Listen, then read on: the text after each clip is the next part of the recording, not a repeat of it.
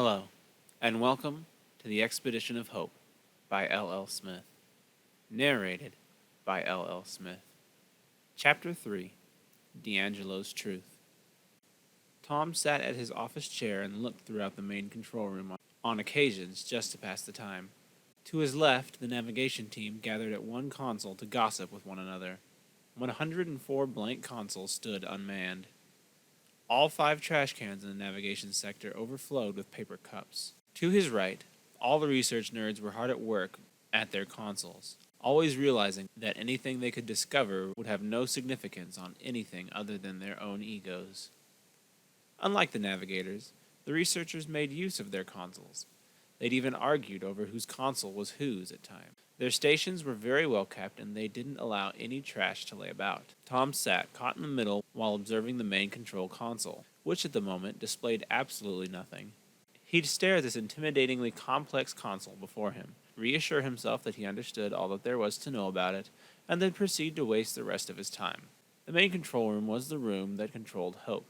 The navigators held the power to steer Hope, and the researchers helped to serve as a guide. Tom stood between them as a mediator and, most importantly, monitored the ship's overall functionality. Such was the life of someone working in the control room. They all maintained a normal life outside, but everyone within the control room knew that life was anything but normal. Don walked up from behind Tom with fresh coffee in one hand and a warm donut in the other. Tom spun about in his chair to come face to face with Don. "You didn't bring me a coffee?" Tom teased Don as he often did. "If you wanted a coffee, you could either get up yourself and get one or send any of those guys to get one for you." Don snapped back. The 2 men smiled, and Don pulled up a chair. Such meaningless routines overcame most of the residents of Hope. They would find themselves running through their routines, begging for something to break. They wanted some new drama to walk into their lives and stir up trouble. The trouble they wished for was never as severe as they'd receive, however. Some would never receive that break. Some did. Mick, the head of the navigations team, had troubles with his spouse, which kept his routine fresh. Ted of the research team, his mother was in poor health and frequently would receive false calls claiming it was her time. Victoria's 7-year-old son was often bullied right out of school, causing her to leave and pick him up and spend many nights consoling him. These otherwise unfortunate events were breaks that the people within the main control room had begun to envy. Those experiencing them would trade anything to get back to their mundane routine, whilst those without tried to create their own turmoil. Today was Tom's turn for a break, a very unwelcomed and unforgettable break. Tom's routine coffee and donuts with Don was interrupted by a phone call.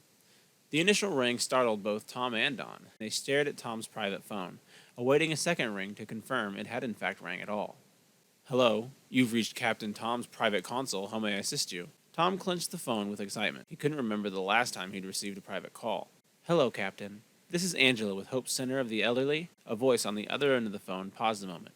It's Frank, sir." Angela's voice shook violently. "What about Frank? Is he okay?" Tom sat up in his chair to brace himself. "Well, he's well enough, I suppose. He's been extremely belligerent about meeting with you as of late." Tom relaxed back into his chair. "Oh, I see. Is that it? That old bum. I guess it has been a few months since the last time I met with him. I'll be up there around 12:30. How does that sound?" Tom let out a sigh of relief and gathered his things. "Yeah, that should be okay. I must warn you, his conditions are worsening, and he has been spouting more and more outlandish things." "That's Frank, ma'am. He's been spouting nonsense long before the Alzheimer's." Angela laughed a bit and hung up the phone. "Who was that?" Don spoke quickly. "Oh, it was just Frank's new caretaker. Seems I have a new lunch plan. Could you look after the place?" Tom stood from his chair and grabbed his jacket. Don nodded his head and Tom headed off.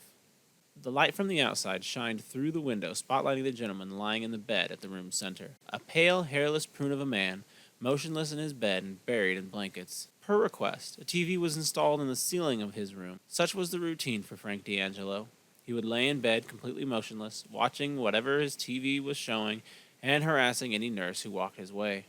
Something Frank D'Angelo was finished experiencing. Tom entered the room from the open door and took a quick glance at the man who hadn't moved since the last time he saw him. "Close that damn door behind you, boy. It's getting cold in here," Frank shouted, seemingly at his TV, and Tom quickly did as he was told. "How did you know it was me, old geezer?" Tom took his coat off as the room's temperature caused him to sweat. "You walk with a purpose. You're the only one who comes to visit me that walks in such a way. Now sit. This may take some time." Tom sat without hesitation. "What exactly do you want us to do?" Tom was readying their lunch as usual.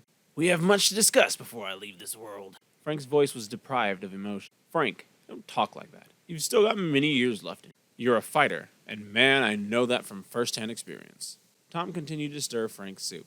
Plus, we've already discussed all there was to discuss when you passed the captain's hat off to me nearly 17 years ago. Tom took his cap off and sat it on the end table. Yes, I remember everything that was said then, boy.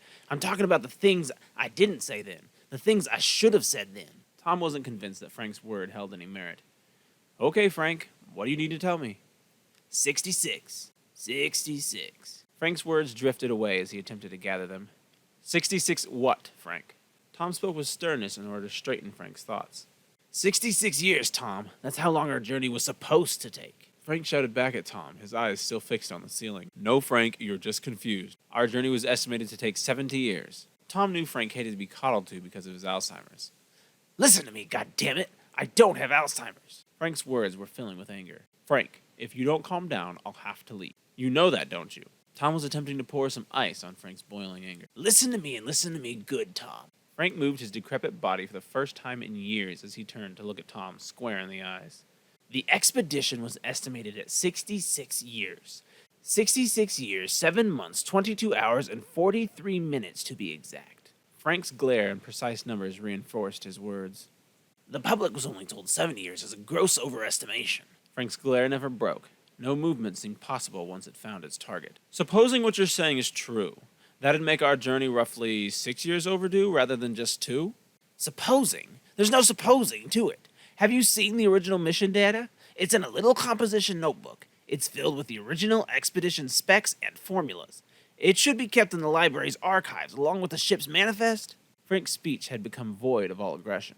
Frank, what you're talking about doesn't exist. You must be getting your thoughts mixed up again. I've visited and reread all of our archived material on a yearly basis. It's a captain's duty, remember?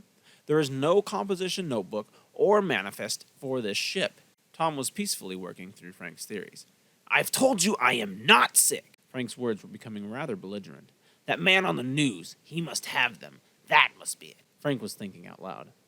You think the man on the news has these things? Honestly, Frank, I hate to see you this way. All you do all day is watch TV on the ceiling, and now you're mixing up your realities with the TV programs you watch. Tom stood from his seat and gathered his things to leave. Don't you leave this room, Tom! Tom looked over his shoulder as Frank shouted, but didn't expect to see what was happening before his eyes. Frank was willing himself out of his hospital bed. A man who had been bedridden for a decade was now crawling out of that bed, coming after him. The desperation in his face was undeniable. Frank's mind finally fed him the name he needed. Robert Tillman. That's the man's name. Tom sat back down and prepared himself for what he was sure to be an asinine story. Okay, Frank, get back into your bed, and then I'll listen to what you have to say. If I agree to listen to everything you have to say, then you have to promise that you'll stay in that bed. I don't want to see you hurting yourself. Is that a deal? Tom watched Frank cautiously crawl back into his bed. Robert Tillman worked at the library, did he not? If the mission data and the ship's manifest are missing, then he must have taken them, right? Tom listened intently. You are correct. Tom did work at the library. However, he was arrested for conspiring with Liberation. What would they want to do with the original mission data and ship's manifest? Tom leaned in to digest Frank's theories. They want to expose the truth in those documents. That's what Liberation is about, exposing truth. You have him in custody. Why don't you ask him yourself? Or better yet, search his home for the documents I mentioned. Honestly, you have all become like zombies living these mundane lives. It takes this 93-year-old man to wake you up. Frank refocused his gaze straight into Tom's eyes. I'm afraid we can't search his home. It was burned down. Tom was piecing this puzzle together in his mind. Damn it, I'm betting all my proof burnt down in that house too. Damn it, I'm betting all my proof burnt down in that house too. This is certainly some interesting detective work that you've done here, Frank.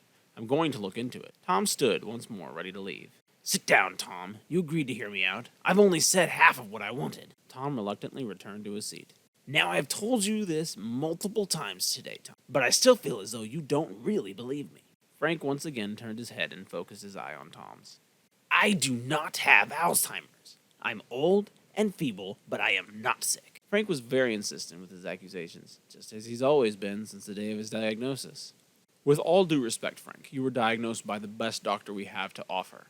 Saying she was wrong is a very tall accusation, even for you to make. You're fortunate to still be in the early stages, so you still have some of your memories intact. Like it or not, Alzheimer's is jumbling your thoughts and actions.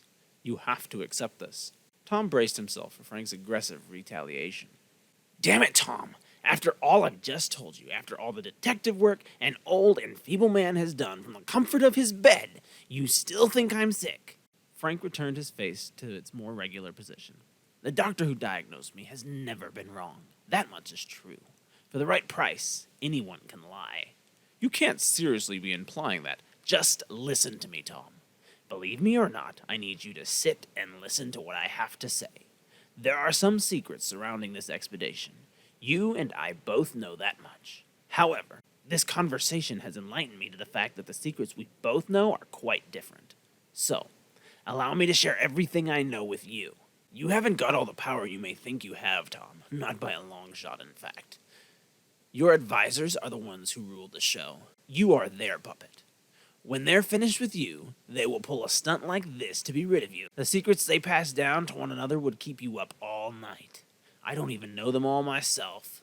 All of them as a collective group are the ones in charge of this little expedition. Just think it over. Out of all the members of the original crew, how many of them ended up as my advisors? I know what you're thinking, that I chose for it to be that way. I assure you that is not how it happened. I hated a gross majority of all of those assholes. Now look at the advisors we have. How many of the people on that panel are descendants of those originally there? Frank paused a moment, allowing all of his words to sink in. It's kind of crazy, isn't it? Sounds almost like a monarchy, doesn't it? Tom was focused on doing the math in his head. You said that when they're done with me, they'll pull a stunt like this to keep me quiet. Just what stunt are you referring to? Tom needed confirmation. The stunt? Well, isn't that obvious? I go in for a routine checkup 5 years ago, and the next day papers are floating all around town claiming that I suffer from Alzheimer's disease. The whole town knew it before I did. Just like that, my word was reduced to mud. Any secrets I could hope to uncover would be shoved aside like the rambles of some mad old coot. You see, that's how they chose to shut me up. And rest assured they'll do the same to you as well. Frank turned his head once more to stare at Tom. But why wait, Frank? Why wait all this time to tell me this? Tom was intrigued. I had to be sure that we shared the same trust that we did back when I tutored you. Frank rested his head back on his pillow and closed his eyes a moment. Tom got up to see himself out at this point. Tom, before you go, I just want to make sure that you're able to tell all the truths that you want to tell before they're able to do to you the same that they did to me. Lastly, thank you for listening.